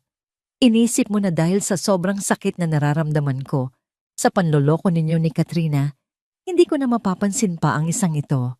Inakala mo na tanga ako. Tumayo siya. Ang kanyang presensya ay tila napuno sa buong silid. Pero nagkamali ka o. Ang sakit na ibinigay mo sa akin, iyon ang gumising sa akin. At ngayon, sisingilin kita sa lahat ng utang mo. Handa na ang kaso namin, Mr. De Villa, sabat ni Attorney Guevara. May dalawa kang pagpipilian. Una, harapin kami sa korte kung saan sisirain namin hindi lang ang reputasyon mo, kundi pati na rin ang reputasyon ng pamilya mo. O pangalawa, huminto ito sandali para sa dramatibong epekto. Ibalik mo ang 100 milyon, kasama ang interes. Bayaran mo ang lahat ng danyos na idinulot ng mga paninira ninyo sa hobby at mag-issue ka ng isang pampublikong paghingi ng tawad. At bilang kapalit, hindi ka namin ipakukulong. Sira ang reputasyon, ang pangalan ng kanyang pamilya. Kriminal na kaso. Ang lahat ng ito ay umikot sa isip ni Enzo. Wala siyang laban. Wala siyang lusot. Gagawin ko, halos pabulong niyang sabi. Ang ulo ay nakayuko sa kahihiyan. Gagawin ko lahat. Magaling, sabi ni Amara. May 1 linggo ka para ayusin ang lahat. Pagkatapos ay tumalikod na ito, handa nang umalis. Ngunit bago ito makalabas, lumingon ito sa huling pagkakataon. At nga pala Enzo, alam ko na ang lahat. Alam ko na si Katrina at ang pinsan niya ang nasa likod ng food poisoning. Isasama namin yan sa kasa kung hindi ka susunod sa usapan. Sabihin mo sa kanya, tapos na ang laro niya. Paglabas ni Amara sa gusali, ang bigat na kanina pa niya pasan ay tila nabawasan. Ang hangin ay masariwa. Ang sikat ng araw ay mas maliwanag. Hindi ito tagumpay na nagdulot ng saya, kundi isang tagumpay na nagdulot ng kapayapaan. Sa wakas, naisara na niya ang pinakamasakit na kabanata ng kanyang buhay. Ngunit habang naglalakad siya papunta sa kanyang sasakyan, tumunog ang kanyang telepono, isang numero na hindi niya kilala. Dahil sa magandang pakiramdam, sinagot niya ito. Hello? Ma'am Amara Reyes? Isang nagpapanik na boses ang sumagot. Ako po ito, si Mang Tonyo, yung security guard sa building ng Habi. Mang Tonyo, bakit po? Anong nangyayari? Tanong ni Amara biglang kinabahan. Ma'am, yung restaurant niyo po umuusok, masusunog po ata. Ang mundo ni Amara ay muling huminto. Hindi pwede. Habang tumatakbo si Amara pabalik sa kanyang sasakyan, sa kondo ni Katrina, narinig nito ang pag-uusap ni Enzo sa telepono. Ang mga salitang kasalanan ko, babayaran ko lahat, ay sapat na para malaman ni Katrina na tapos na ang lahat. Ang kastilyong buhangin na kanyang itinayo ay tinatangay na ng alon. Nakita niya ang takot at desperasyon sa mga mata ni Enzo. Ang lalaking akala niya ay makapangyarihan ay isa lang palang duwag. At sa pagkaduwag nito, mawawala sa kanya ang lahat. Ang pera, ang marangyang buhay, ang tagumpay na inagaw niya kay Amra. Isang malamig at desperadong plano ang nabuo sa kanyang isipan. Kung hindi ito mapupunta sa kanya, sisiguraduhin niyang wala ring makikinabang dito. Kung abo na lang ang matitira sa kanya, gagawin niyang aburin ang lahat ng pinaghirapan ni Amra. Kinuha niya ang kanyang telepono at nag-dial ng isang numero. Isang numero ng isang dating empleyado ng Habi na may malaking utang na loob sa kanya. Nasaan ka? Mabilis niyang tanong. May ipapagawa ako sa'yo. Isang bagay na importante. At sisiguraduhin kong mababayaran kita ng malaki. Kailangan mong pumunta sa Habi. Ngayon din. Ang kanyang susunod na mga salita ay isang utos na magdadala sa kanila sa punto kung saan wala nang balikan. Ang punto ng tuluyang pagbagsak. Pagdating ni Amara sa tapat ng Habi, ang kanyang pinakamasamang kinatatakutan ay nagkatotoo. Makapal na itim na usok ang bumubulwak mula sa mga bintana sa ikalawang palapag. Ang tunog ng mga sirena ng bumbero ay papalapit. Ngunit para sa kanya, ito ay tunog ng isang funeral march para sa kanyang mga pangarap. Nakatayo siya sa kabilang kalsada, hindi makagalaw, habang pinapanood ang apoy na unti-unting nilalamon ang lahat ng kanyang itinayo mula sa abo ng kanyang nakaraan. At sa sandaling iyon, sa gitna ng usok at kaguluhan, naramdaman niya ang tunay na kahulugan ng all is lost. Nakatayo si Amara sa gitna ng kaguluhan. Ang init ng apoy ay ramdam niya kahit mula sa kabilang kalsada. Ang kanyang mga mata ay nakatitig lamang sa iisang bagay, ang pangalang Habi, na unti-unting nilalamon ng mga pulang dila ng apoy. Bawat piraso ng kahoy na nasusunog, bawat salamin na nababasag dahil sa init ay parang isang piraso ng kanyang kaluluwa na natutupok. Ang kanyang mga paa ay tila nakabaon sa semento. Gusto niyang sumigaw, umiyak, magwala. Ngunit walang boses na lumalabas. Tanging ang mga luhang tahimik na dumadaloy sa kanyang mga pisngi na agad ding natutuyo dahil sa init. Amara. Isang boses ang tumawag sa kanya. Lumingon siya at nakita si Rafa. Tumatakbo palapit sa kanya. Ang mukha ay puno ng di maipintang pag-aalala. Agad siyang niyakap nito, isang desperadong pagtatangka na protektahan siya mula sa tanawing nagwawasak sa kanyang harapan. Doon, sa mga bisig ni Rafa, sa wakas ay bumigay siya. Humagulhol siya nang walang tigil, ang katawan ay nanginginig sa pinaghalong sakit, galit at kawalan ng pag-asa. Wala na Rafa, wala na lahat, sabi niya sa gitna ng kanyang mga hikbi. Shh! Nandito ako. Nandito lang ako. Bulong ni Rafa. Hinahaplos ang kanyang likod. Habang nagaganap ang lahat ng ito, isang pamilyar na sasakyan ang huminto hindi kalayuan sa kanila. Bumaba mula rito si Enzo. Ang kanyang mukha ay maputla na parang papel. Tinitigan niya ang nasusunog na gusali. Ang gusaling minsan niyang tinawag na kanyang obra maestra. At pagkatapos ay ang umiiyak na si Amara sa mga bisig ng ibang lalaki. Isang hindi masukat na pagsisisi ang bumayo sa kanyang dibdib. Ito ang resulta ng kanyang mga kasalanan. Ito ang impyernong siya mismo ang gumawa. Alam niya, sa kaibuturan ng kanyang puso, alam niyang may kinalaman dito si Katrina. Ang desperasyon, ang galit, ito ang gawa ng isang taong wala nang natitirang babalikan.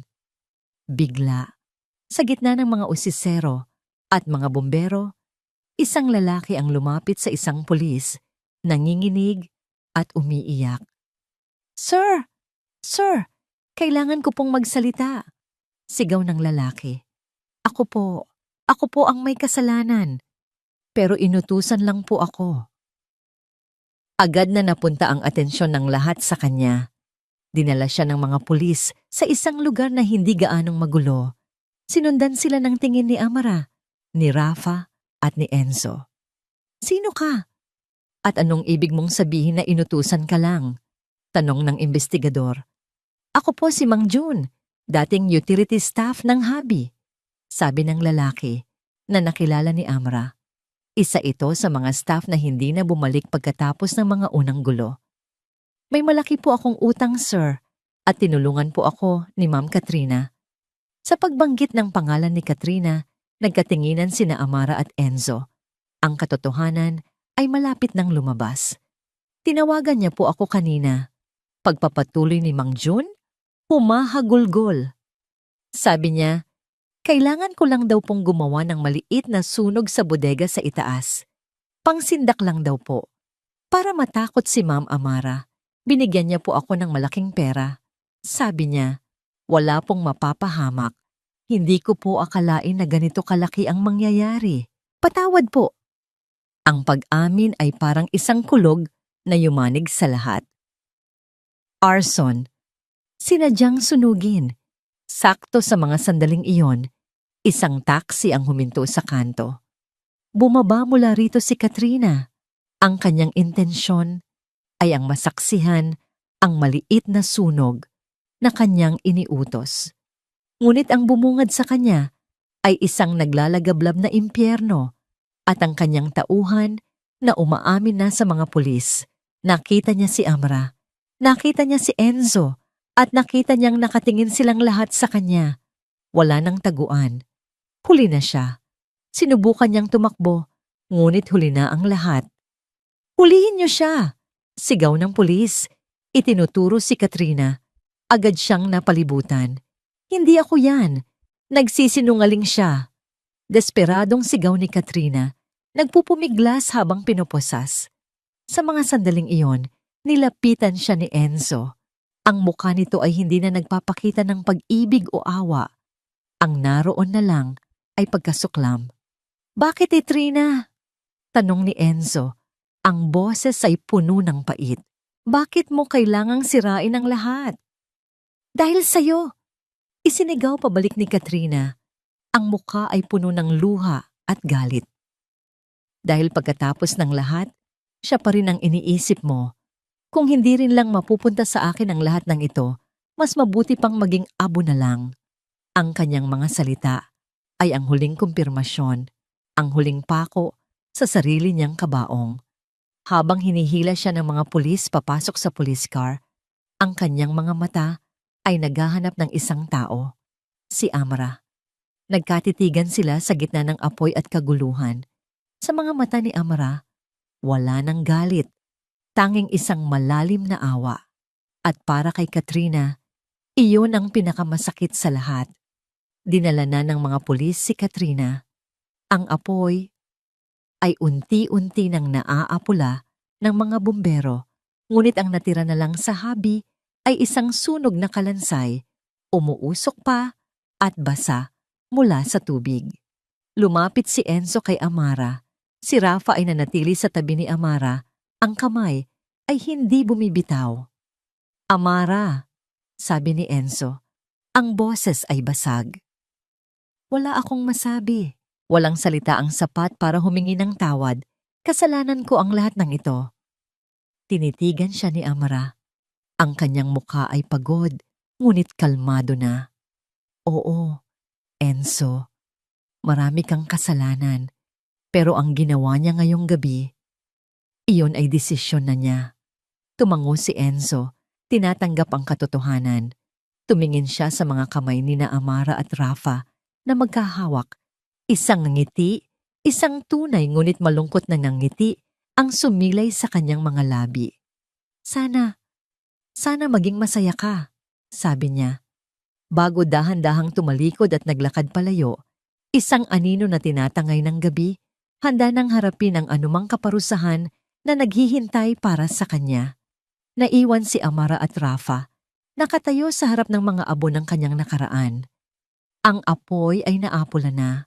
Ngunit ang usok ay nananatili pa. Ang gabi ay tapos na, ngunit ang umaga ay hindi pa dumarating. Tumingin siya sa mga guho ng habi, at sa unang pagkakataon, hindi na siya umiyak. Ang nararamdaman niya ay isang kakaibang katahimikan, isang katapusan, at marahil isang pagkakataon para sa isang tunay na bagong simula. Lumipas ang ilang linggo. Ang usok sa dating kinatatayuan ng habi ay matagal nang nawala, napalitan ng abo at ng mga sirang pangarap. Ngunit sa bawat paglipas ng araw, unti-unting humuhupa ang bigat sa dibdib ni Amara. Ang kaguluhan ay napalitan ng isang kakaibang kapayapaan. Isang umaga, habang nagkakape sa kanyang apartment, napanood niya sa balita ang pinakahuling update sa kaso. Ipinakita ang mukha ni Katrina Sandoval, malayo na sa dating maamo at kaakit-akit na itsura. Habang inililipat ito ng kulungan, nahaharap ito sa mga seryosong kaso ng arson at frustrated homicide, kasama na ang mga naunang reklamo ng paninira. Ang batas ay gumugulong na. Wala na siyang kailangang gawin. Ang hustisya na mismo ang gumagawa ng sarili nitong landas. Pinatay niya ang telebisyon. Hindi na niya kailangang malaman ang mga susunod na mangyayari. Ang kabanata ni Katrina sa kanyang buhay ay sarado na. Kinahapunan, nakatanggap siya ng isang text message mula sa isang numerong hindi niya inaasahan. Si Enzo.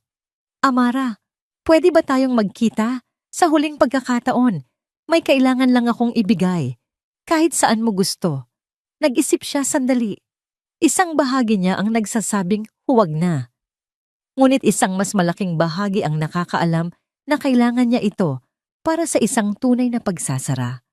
Nag-reply siya ng pangalan ng isang tahimik na coffee shop sa Makati, malayo sa kanilang mga dating pinupuntahan. Pagdating niya, naroon na si Enzo, naghihintay sa isang mesa sa sulok. Ang lalaking nasa harapan niya ay ibang-iba na sa hambog at kumpiyansang si Lorenzo de Villa na kanyang nakilala. Ang kanyang mga mata ay pagod, may malalalim na eye bags, at ang kanyang mga balikat ay tila binibigatan ng buong mundo. Salamat sa pagdating, sabi nito. Ang boses ay mahina. Tumangulang si Amara at umupo. Walang small talk, walang kamustahan. May inilabas si Enzo mula sa kanyang briefcase. Isang manager's check. Dahan-dahan niya itong itinulak sa ibabaw ng mesa papunta kay Amara. Iyan ang 100,000,000, kasama ang interes. Sabi ni Enzo, hindi makatingin ng diretso sa kanya. Naibenta ko na ang kondo at ang mga shares ko sa kumpanya ni Papa. Yung iba, galing sa natitira kong ipon. Kulang pa para sa danyo sa sunog, pero sisiguraduhin kong mababayaran ko ang lahat kahit gaano katagal. Tinitigan ni Amara ang tseke. Ang papel na dati simbolo ng pinakamatinding panloloko ay isa na ngayong simbolo ng pagsisisi. Kinuha niya ito at tahimik na inilagay sa kanyang bag. Amara, pagpapatuloy ni Enzo, at sa wakas, nag-angat ito ng tingin. Ang kanyang mga mata ay puno ng sakit na matagal nang kinikimkim. Patawad. Patawad sa lahat ng nagawa ko. Walang araw na hindi ko pinagsisisihan ng lahat. Hindi ako humihingi ng kapatawaran mo dahil alam kong hindi ko yon deserve. Gusto ko lang malaman mo na nagsisisi ako. Huminga ng malalim si Amara. Tinitigan niya ang lalaking minsan niyang minahal ng buong puso. Ang galit ay wala na. Ang sakit ay naghilom na. Ang natira na lang ay isang blangkong espasyo. Tapos na yon, Enzo. Mahinahon niyang sabi. Hindi ko masasabing pinapatawad na kita. Pero tinatanggap ko ang apology mo. At oras na para pareho tayong magpatuloy. Tumulo ang isang butil ng luha mula sa mata ni Enzo na mabilis niyang pinunasan. Tumango ito. Narinig ko ang tungkol sa inyo ni Dr. Gomez. Sabi nito, masaya ako para sa'yo. Totoo yan. Alagaan ka sana niya. Iyon na yon. Ang huling pagpapaalam. Tumayo na si Amara. Tapos na, Enzo. Ulit niya. Magsimula ka na rin ulit. Pagkatapos ay tumalikod na siya at naglakad palabas ng coffee shop. Hindi na muling lumingon. Kinabukasan, dinala siya ng kanyang mga paa sa lugar kung saan dating nakatayo ang habi. Ang lote ay nabakuran na, nalinis na ang mga sunog na debris. Ang natira na lang ay isang bakanting lupa. Naghihintay ng isang bagong kwento. Hawak niya sa kanyang kamay ang isang malaking rolyo ng papel. Binuklat niya ito sa ibabaw ng hood ng kanyang kotse. Isang blueprint. Ang disenyo ng isang bagong restaurant. Mas maliit, mas simple, ngunit mas puno ng liwanag. Habang tinitingnan niya ang mga plano, isang anino ang tumabon sa kanya. Paglingon niya, si Rafa pala, may dalang hard hat at isang ngamang ngiti. Mukhang may magandang plano ka na dyan, sabi ni Rafa. Ngumiti pabalik si Amara. Sinusubukan. Lumapit si Rafa sa tabi niya. Tiningnan ang blueprint. Maganda, pero parang may kulang. Ano? Ako, sabi ni Rafa. At dahan-dahan nitong hinawakan ang kanyang kamay. Ang init ng palad nito ay nagbigay sa kanya ng kakaibang lakas. Hindi ka na mag-isang magtatayo, Amara. Simula ngayon. Kasama mo na ako sa bawat hakbang. Tumingin si Amara sa bakanting lote, pagkatapos ay sa mga mata ni Rafa na puno ng sinseridad. Sa wakas, naramdaman niyang handa na siya. Handa na siyang magsimula muli, mula sa abo. Salamat, Rafa, bulong niya. Hinigpitan ni Rafa ang hawak sa kanyang kamay. Anong ipapangalan mo sa kanya? Tumingin si Amara sa blueprint, sa bakanting lote, at sa bagong kinabukasan na naghihintay sa kanilang dalawa.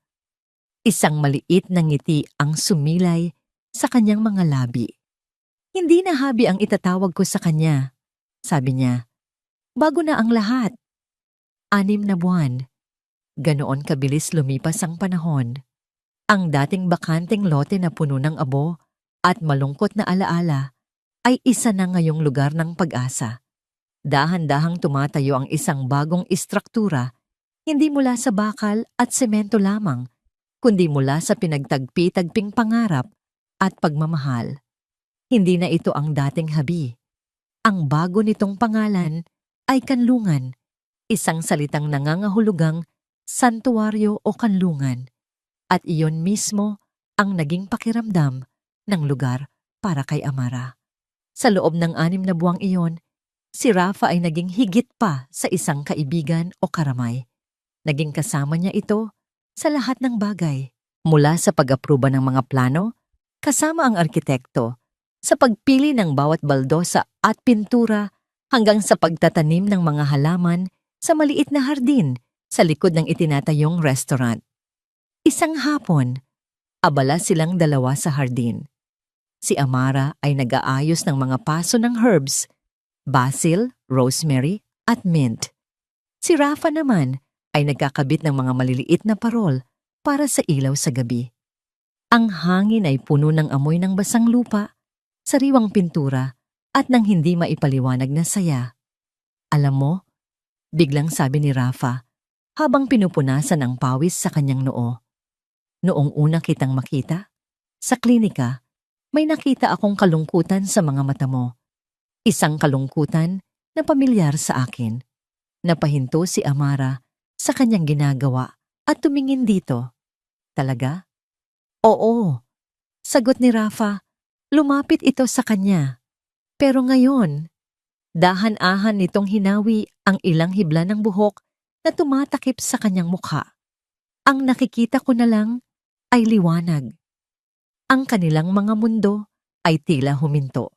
Sa ilalim ng papalubog na araw, sa gitna ng kanilang munting hardin, ang tanging mahalaga ay ang tibok ng kanilang mga puso. Sa mga nakalipas na buwan, maraming gabi silang nag-uusap hanggang sa kalaliman ng gabi. Ibinahagi nila ang kanilang mga takot, ang kanilang mga pangarap, ang kanilang mga nasirang puso. Sa bawat kwento, mas lalo silang napapalapit sa isa't isa. Walang pilitan, walang pagmamadali. Ang kanilang pagmamahalan ay dahan-dahang umuusbong na parang mga halamang kanilang inaalagaan, matatag ang ugat, at dahan-dahang namumulaklak. Isang gabi, pagkatapos ng isang nakakapagod na araw sa construction site, dinala ni Rafa si Amara sa isang tahimik na parke. Umupo sila sa isang bench sa ilalim ng isang malaking puno ng akasya. Amara, simula ni Rafa, ang boses ay mas seryoso kaysa karaniwan. May gusto akong sabihin sa'yo. Kinabahan si Amara, ngunit tumangulang siya. Naalala mo ba noong sinabi ko sa'yo na ang pag-ibig ay parang pagtatayo ng isang bahay? Tanong ni Rafa. Kailangan ng matibay na pundasyon, ng matitibay na pader, at ng bubong na poprotekta sa inyo sa anumang unos. Tumango ulit si Amara, naaalala ang isa sa kanilang mga pag-uusap. Noong una, pareho nating sinubukan magtayo ng bahay sa maling lupa. Pagpapatuloy ni Rafa, gumuho ang sakin, gumuho rin ang sayo. Matagal akong natakot na sumubok ulit. Baka gumuho na naman, baka mas masakit pa. Tumingin ito ng diretso sa kanyang mga mata. Ang buong puso nito ay nakalantad. Pero nang makilala kita, Amara, napagtanto ko na hindi naman pala lupa ang problema. Ang kailangan ko lang pala ay tamang kasama sa pagtatayo. Isang kasamang hindi ka iiwan sa gitna ng bagyo. Isang kasamang tutulong sa iyong pulutin ang bawat piraso kapag may nasira. Naramdaman ni Amara ang pangingilid ng kanyang mga luha. Ngunit sa pagkakataong ito, mga luha ng kaligayahan, alam niya, handa na siyang magmahal muli. Rafa, Amara, sabi ni Rafa, habang dahan-dahang kinukuha ang kanyang mga kamay. Hindi ako mangangako sa iyo ng isang buhay, Nobong. Walang problema. Hindi ako mangangako na hindi tayo magkakamali. Pero ipinapangako ko, sa bawat pagsubok, sa bawat bagyo, hindi kita bibitawan. Haharapin natin lahat ng magkasama. Mula sa kanyang bulsa, hindi isang mamahaling singsing ang kanyang inilabas, kundi isang maliit at simpleng susi. Hindi pa ako magpo-propose ng kasal, sabi niya, na may kasamang isang nahihiyang ngiti. Masyado pang maaga. Ang gusto kong ibigay sa iyo ang susi ng puso ko at gusto kong itanong kung papayagan mo akong maging kasama mo sa pagtatayo. Hindi lang ng kanlungan, kundi ng sarili nating kanlungan, ang ating kinabukasan. Hindi na napigilan ni Amara ang kanyang mga luha. Tumango siya ng paulit-ulit. Oh, Rafa? Oo. Inilagay ni Rafa ang susi sa kanyang palad at marahang isinara ang kanyang mga daliri sa paligid nito. At doon, sa ilalim ng tahimik na kalangitan, dahan-dahan niyang inilapit ang kanyang mukha at ibinigay kay Amara ang kanyang unang halik. Ang halik ay hindi mapusok o desperado. Ito ay isang halik na puno ng pag-iingat, puno ng respeto, at puno ng mga pangakong hindi kailangang bigkasin. Ito ay isang halik na naghilom sa mga huling sugat ng kanilang nakaraan. Isang halik na nagsasabing, "Nandito na ako, umuwi ka na." Nang gabi bago ang grand opening ng kanlungan, habang inaayos ni Amara ang mga huling detalye, isang sulat ang iniabot sa kanya ng isa sa kanyang mga staff. Iniwan daw ito sa reception. Walang pangalan ng nagpadala. Tanging ang pangalan niya lang ang nakasulat sa labas. Kinakabahang binuksan niya ito. Hindi alam kung ano ang aasahan. Ang sulat ay nakasulat sa isang simpleng puting papel. Pamilyar ang sulat kamay. Nanginginig ng bahagya ang mga kamay ni Amara habang binabasa niya ito. Amara, kung nababasa mo ito, ibig sabihin ay handa ka ng buksan ang iyong bagong pangarap. Nais ko lang sabihin na masaya ako para sa'yo. Walang halong pagkukunwari. Nasa probinsya na ako ngayon kasama ang pamilya ko. Sinusubukang ayusin ang lahat ng nasira ko, lalo na ang sarili ko. Nagsimula ako ng isang maliit na karinderya. Simple lang, malayo sa kinang ng Maynila. Pero dito, natutunan kong muli ang halaga ng pagsisikap at katapatan. Mga bagay na binalewala ko dati. Wala na akong karapatang humingi ng tawad, pero gusto kong malaman mo na araw-araw, dala-dala ko ang bigat ng aking mga pagkakamali. At araw-araw, ipinagdarasal ko ang kaligayahan mo. Deserve mo ang lahat ng tagumpay at pagmamahal na tinatamasa mo ngayon. Huwag kang mag-alala. Hindi na ako magpapakita o manggugulo pa. Ito na ang huli. Hangad ko lang ang kapayapaan para sa iyong puso. Lorenzo. Pagkatapos basahin ang sulat, dahan-dahang tiniklop ito ni Amara. Walang galit, walang sakit, tanging isang tahimik na pagtanggap. Tinungo niya ang isang drawer sa kanyang bagong opisina. Inilagay ang sulat sa pinakailalim at isinara ito. Isang simbolikong pagsasara sa huling kabanata ng kanyang nakaraan. Kinabukasan, ang araw ng grand opening ng kanlungan. Ang lugar ay puno ng buhay. Ang mga dating staff na nanatili sa tabi niya ay nandoon, kasama ang mga bagong mukha na puno ng sigla. Ang hangin ay puno ng masasarap na amoy ng pagkain, ng masayang tawanan ng mga bisita, at ng musika mula sa isang live acoustic band. Nakatayo si Amara sa gitna ng lahat. Ang puso ay umaapaw sa pasasalamat. Ang bawat sulok ng lugar ay may kwento. Kwento ng pagbangon, kwento ng pagtitiwala, kwento ng pag-ibig. Sa isang entablado, kinuha niya ang mikropono. Tumingin siya sa mga mukha ng kanyang mga empleyado, mga kaibigan, at mga tapat na customer na sumuporta sa kanya. Ang kanyang mga mata ay napunta kay Rafa na nakatayo sa gilid. Ang mukha ay puno ng pagmamalaki. Magandang gabi po sa inyong lahat. Simula niya, ang boses ay nanginginig sa emosyon. Maraming salamat po sa pagdating. Ang kanlungan ay hindi lang isang restaurant.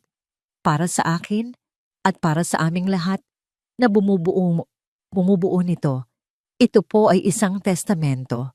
Isang testamento na kahit gaano kalaki ang unos, kahit gaano kadilim ang gabi, palaging may pag-asang naghihintay sa umaga. Nagpatuloy siya. Ito ay para sa lahat ng minsan nang nadapa, nasaktan, at nawalan ng pag-asa. Tandaan po natin, ang halaga natin ay hindi nasusukat sa ating mga kabiguan, kundi sa kung paano tayo bumabangon mula sa mga ito. Ang bawat isa sa atin ay may kakayahang itayo ang sarili nating kanlungan. Isang masigabong palakpakan ang sumalubong sa kanyang mga salita. Pagkatapos ng kanyang talumpati, lumapit sa kanya si Rafa. "I'm so proud of you," bulong nito, bago siya niyakap ng mahigpit. Nang humupa na ang dami ng tao at ang papalubog na araw ay nag-iiwan ng kulay kahel at lila sa kalangitan, magkasamang tumayo sina Amara at Rafa sa maliit na hardin sa likod ng restaurant. Ang mga parol na ikinabit ni Rafa ay nagbibigay ng isang mainit at mahiwagang liwanag. Tumingin si Amara sa kanyang paligid, sa mga halaman, sa mga ilaw, sa masayang tunog na nagmumula sa loob. Pagkatapos ay tumingin siya kay Rafa, ang lalaking naging kanyang kanlungan sa gitna ng pinakamalakas na unos.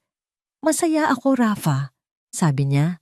Ang puso ay puno ng katahimikan.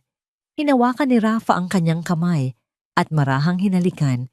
Itinaas nito ang kanilang mga magkahawak na kamay, tila ipinapakita sa buong mundo.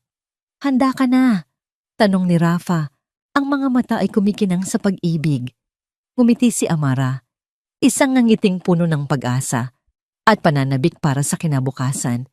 Isinandal niya ang kanyang ulo sa balikat nito, habang sabay nilang pinagmamasdan ang huling silahis ng araw. Ngayon pa lang tayo nagsisimula. Sa kabila ng matinding pagtataksil, pagkawala, at sunod-sunod na trahedyang halos sumira sa kanyang pagkatao, pinili ni Amara Reyes na tumayo muli mula sa abo. Ang kanyang kwento ay hindi lamang tungkol sa paghihiganti o pagbawi ng nawalang dangal, kundi isang tahimik ngunit makapangyarihang paglalakbay ng paghilom at muling paniniwala sa sarili. Ang kanlungan ay hindi lang isang bagong restaurant. Ito ay naging simbolo ng bagong simula, isang ligtas na lugar kung saan ang sakit ng nakaraan ay hindi na may kapangyarihang magtakda ng kanyang halaga. Ipinapaalala sa atin ng kwentong ito na ang masasamang gawain ay may kapalit at ang mga taong nananatiling matatag at mabuti ang puso ay hindi kailanman mawawalan ng pag-asa. Ikaw, ano ang gagawin mo kung ikaw ang nasa kalagayan ni Amara? May lakas ka bang magsimulang muli kahit tila nawala na ang lahat? Para sa'yo, alin ang mas mahalaga sa pagbangon? Ang hustisya, ang bagong pag-ibig, o ang lakas ng loob mula sa loob ng sarili? At ikaw, naranasan mo na bang bumangon mula sa sarili mong abo? Maraming salamat sa patuloy ninyong pakikinig. Sana ay maayos kayo ngayon at kung hindi man, naway nagbigay ng kaunting lakas ang kwento ni Amara. Ibahagi ninyo ang inyong saloobin sa comments. Binabasa ko at pinahahalagahan ang bawat isa sa inyo.